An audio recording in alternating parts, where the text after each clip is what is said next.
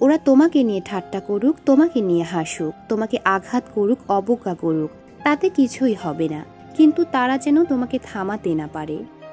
যে ব্যাপারে তুমি সত্যি বিশ্বাস করো সে ব্যাপারে কখনো হাল ছেড়ো না, পথ তুমি খুঁজে পাবেই।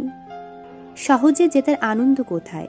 বাধা যত বিশাল, বিজয়ের আনন্দ ততই বাঁধ ভাঙা। কখনো হাল ছেড়ে দিও না।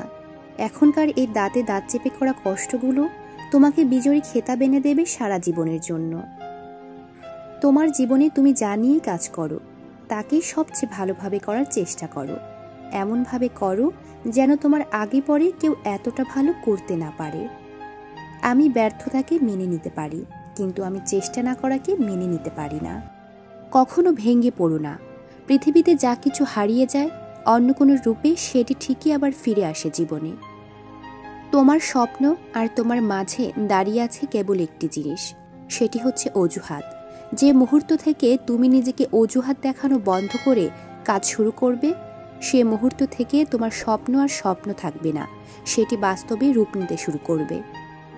একটি লক্ষ্য ঠিক করো, সেই লক্ষ্যকে নিজের জীবনের অংশ বানিয়ে ফেলো। চিন্তা করো, স্বপ্ন দেখো, তোমার মস্তিষ্ক, পেশি, রক্তনালী, পুরো শরীরে সেই লক্ষ্য ছড়িয়ে দাও, আর বাকি সব কিছু ভুলে যাও। এটাই সাফল্যের পথ।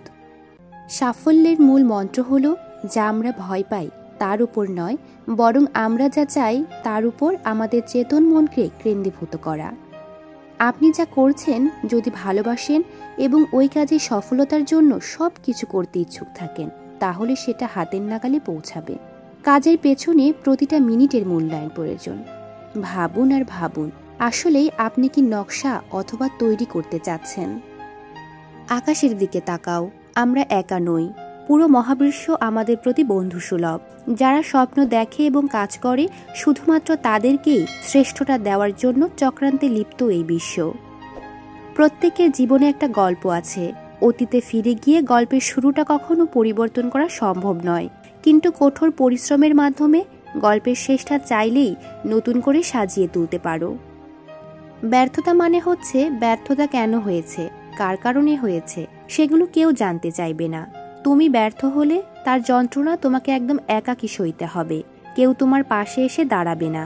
তাই কখনো অজুহাত বানাবে না, অন্যকে সুযোগ দেবে না তোমার জীবনটাকে নিয়ন্ত্রণ করার। জিততে তোমাকেই হবে। জীবনে অনেক বিষয় আছে যেগুলো তোমার নিয়ন্ত্রণের বাইরে, এবং সেগুলো নিয়ে মাথা ঘামানোরও মানে হয় না, কারণ এর বাইরেও তোমার হাতে হাজার হাজার জিনিস রয়েছে যেগুলো তুমি বিজয় করতে পারো। ব্যর্থতাকে ভয় করার বদলে চেষ্টা না করে বসে থাকাকে ভয় করো। হার মেনো না। আজকের দিনটা কঠিন, কাল হবে অন্ধকার, কিন্তু তারপর সূর্যকে উঠতেই হবে।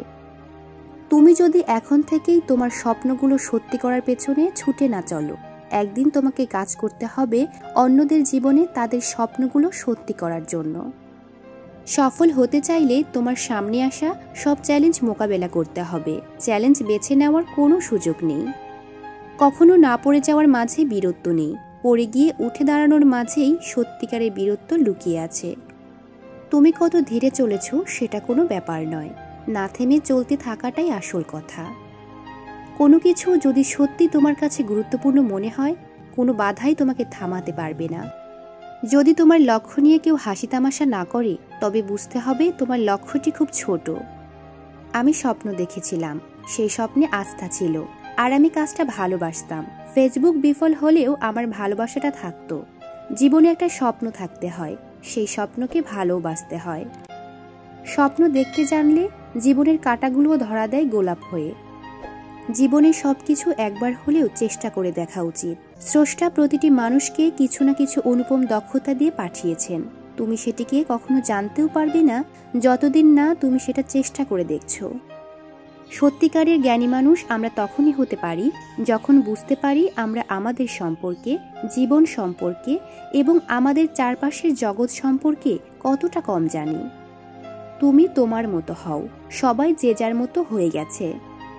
প্রকৃতির গোপন শক্তিটি অর্জন করার চেষ্টা করো। গোপন শক্তিটি হলো ধৈর্য। মানুষের পক্ষে সব স্বপ্নই পূরণ করা সম্ভব যদি সে যথেষ্ট সাহসী হয়।